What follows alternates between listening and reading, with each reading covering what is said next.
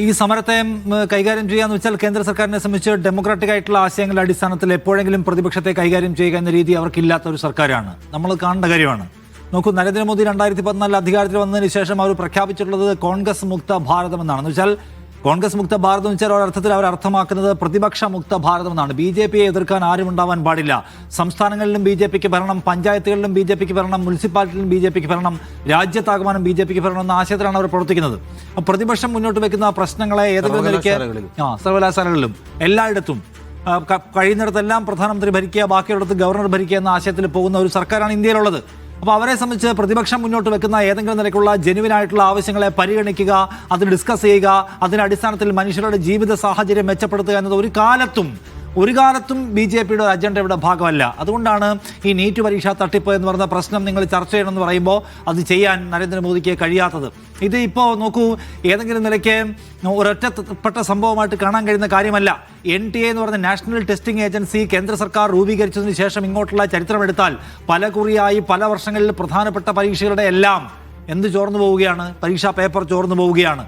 നമ്മൾ ചിലപ്പോൾ കാണുന്ന എന്താണ്, ഈ പരീക്ഷാ പേപ്പറുമായും ഈ നീറ്റ് പരീക്ഷയ്ക്ക് അന്നത്തെ ദിവസം രാവിലെ പരീക്ഷാ സെൻറ്ററിലേക്ക് വരുന്ന കുട്ടികളെ വഴിയിൽ തടഞ്ഞു നിർത്തി പരിശോധിക്കുന്നതിൻ്റെ ഒരു ആവേശം കണ്ടാൽ, അവരുടെ കമ്മലും മുക്കുത്തിയും എല്ലാം അഴിപ്പിക്കുകയും അവരുടെ ഷർട്ടിലെ ബട്ടൺ വരെ മുറിച്ച് കളയുകയും ചെയ്യുന്ന കണ്ടാൽ ഇത്രയും ഗംഭീരമായിട്ടുള്ള, ഇത്രയും സെക്യൂരിറ്റി സിസ്റ്റമുള്ള, ഇത്രയും പെർഫെക്റ്റ് ആയിട്ടുള്ള പരീക്ഷ ലോകത്തെവിടെയും ഇല്ല എന്ന് തോന്നും. വിചിത്രവും അല്ലെങ്കിൽ അപഹാസ്യവുമായ പരിശോധനയാണ് നീറ്റ് പരീക്ഷയുമായി ബന്ധപ്പെട്ടതിൻ്റെ പരീക്ഷാ സെൻറ്ററുകളുടെ മുന്നിൽ നടക്കുന്നത്. പക്ഷേ എന്താണ് സംഭവം?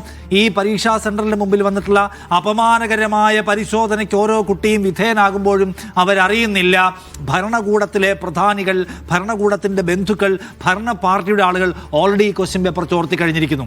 ഞങ്ങൾ ഈ പരീക്ഷാ സെൻറ്ററിൻ്റെ മുമ്പിൽ വന്ന് അപമാനകരമായ ഈ പരിശോധനയെ നേരിടുന്ന സത്യത്തിൽ ഒരു അപഹാസ്യ പരിപാടിയാണ്, കേവലമായ പ്രഹസനമാണ്.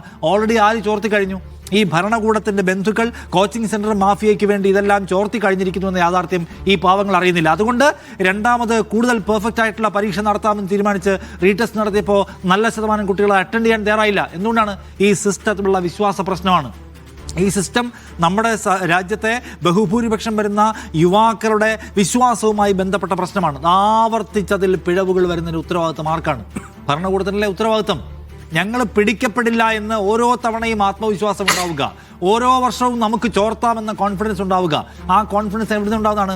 ഭരണകൂടം ലൂസാണ്, ഭരണകൂടം നമ്മളെ സഹായിക്കും എന്ന ചിന്തയിൽ നിന്നാണ് ഈ പ്രശ്നം ഉണ്ടാകുന്നത്. അതുകൊണ്ടാണ് മാഫിയകൾക്ക് ചോർത്താൻ പിന്നെയും ആവേശം ഉണ്ടാകുന്നത്. അതാരുടെ പരാജയമാണ്? ഭരണ പരാജയമാണ്. ധർമ്മേന്ദ്ര പ്രധാൻ എന്ന് പറയുന്ന വകുപ്പ് മന്ത്രിയുടെ പരാജയമാണ്, അദ്ദേഹത്തിൻ്റെ ചീഫിൻ്റെ പരാജയമാണ്. പക്ഷേ ആ പരാജയം സമ്മതിക്കാൻ മോദി തയ്യാറാകുമോ? ഒരിക്കലും അദ്ദേഹത്തിൻ്റെ ഈഗോ അതിന് തയ്യാറാവില്ല.